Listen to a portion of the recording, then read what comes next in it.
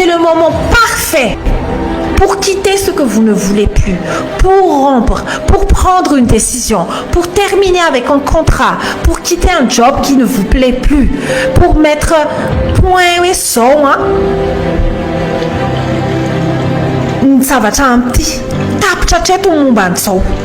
c'est aussi le moment de mettre fin à des vieilles habitudes, à des habitudes qui ne vous conviennent plus. C'est le moment de mettre fin à des vieilles schémas, à des vieilles habitudes qui ne vous correspondent pas, qui ne vous mènent pas.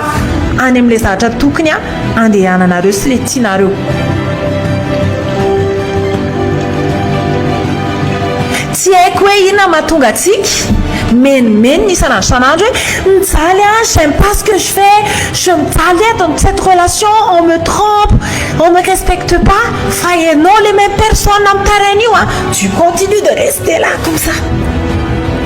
Pourquoi vous faites ça? Je sais que c'est pas facile, mais juste j'ai envie de vous dire, mais c'est possible. C'est possible de sortir de là.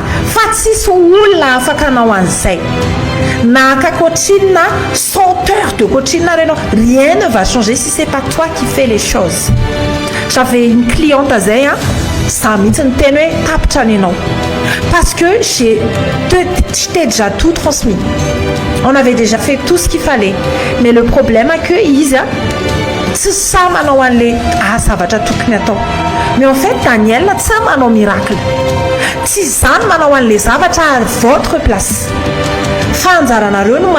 Les décisions.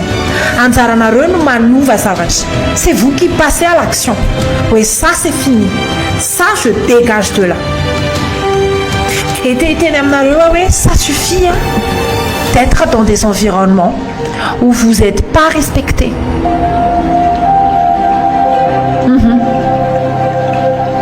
Quand ça ne vous respecte pas,